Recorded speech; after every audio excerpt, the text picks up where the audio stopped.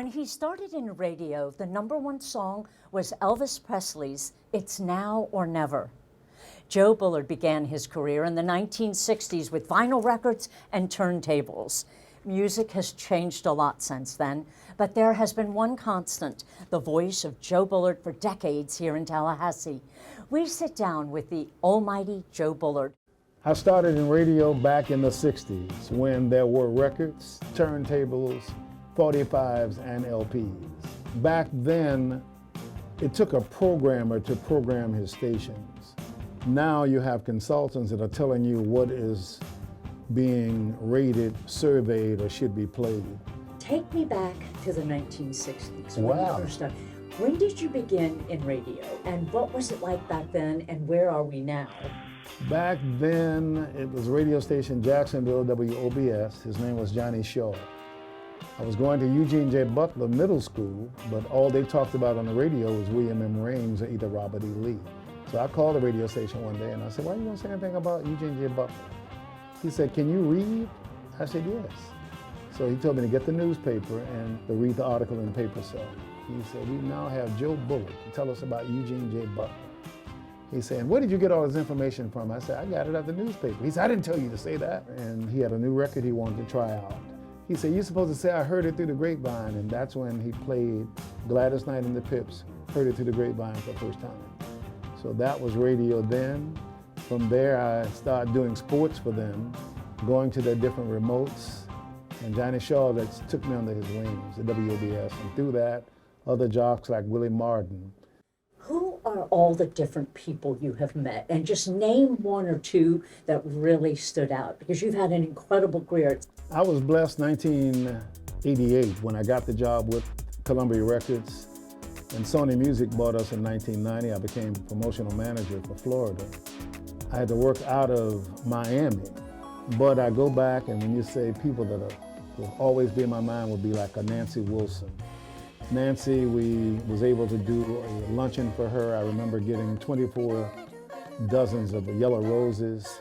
And I can go back beyond that, doing my radio days of meeting Berry Gordy at Motown with some other disc jockey friends of mine. And Berry said, "I'm not going to take you all to chicken and waffles. We brought lunch to you." Opened the door. In that room came out Lionel Richie, Rick James, Tina Marie. But you go back to Columbia, they had I call it a talent camp. And in that camp one time was Kenny Lattimore, was Maxwell, was the Brat, it was Alicia Keys. Then you remember it was Columbia and was epic, so you had Luther Vandross and Michael Jackson over here. Columbia was building their artists. Just imagine seeing everybody in the beginning, and I think back to Will Smith. I've worked with the Fugees. I've worked with Beyonce when it was Destiny's Child, Escape, Bow Wow, and everybody called me Uncle Joe. So I've been Uncle Joe for a long time. Good evening, ladies and gentlemen. From the House of Seven Hills, please welcome the incomparable, magnificent, fabulous, and fantastic Florida University Marching Band.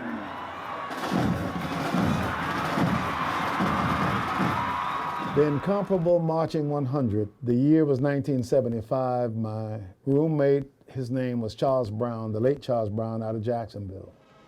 And I would go to band practice with him. Tony Whitby, who was the announcer, sometime was not at practice. So Dr. Foster wanted to time the show one day, and I just read just to rehearse with the band. From that, we went to Miami.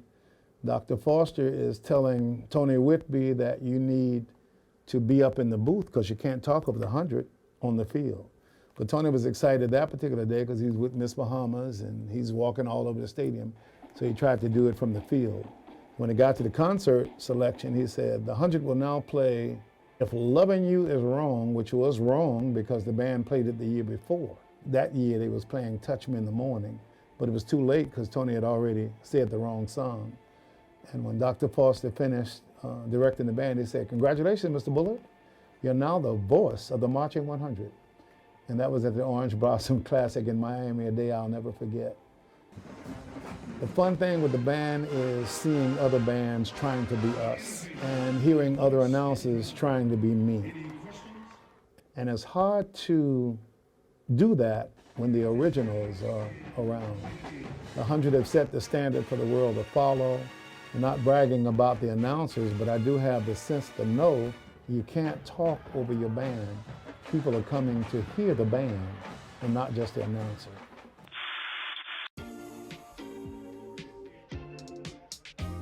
I'm all yours until 3 today to happen to hold. Those on Facebook, Twitter, Instagram, the 96.1 Jam page. Being inducted into the Black Radio Hall of Fame, priceless. Seeing my daughter, my grandson, being inducted at the same time of the OJs, same time as Millie Jackson, same time as Hurricane Dave, who was a programmer here in Tallahassee. To be in a room with a Bobby Jones, that goes beyond words. And it makes me think back to the beginning, 1974, Mayor James Ford and WA&M. Good morning, world, and welcome to mine. And by now you know that I love you. Feel free to tell the world that I have been blessed. God our Father, if it's in your will, walk through my house and take away all my worries and illnesses, and please watch over and heal my family.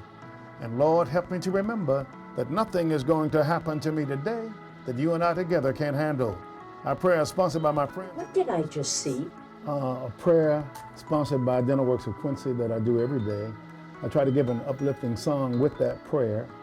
And in times like these, you're touching somebody, someone who just lost a loved one. But in addition to that, you want to talk about people with medical appointments today. So I try to cover the whole spectrum with that. Then you think of your nursing homes, you think of the Sheriff Department, how blessed we are with the Police Department. You have a special way with listeners. Yes, Next Wednesday, right? with my listeners, but when you take the time to answer this, you now have announcers that are voice tracking. They're never in the studio. They're never talking to that listener. Sometime a song, 3 minutes or 4 minutes, can take you back to when life was good for you. Those kind of songs, if you put that out, somebody's going to call you and say thank you.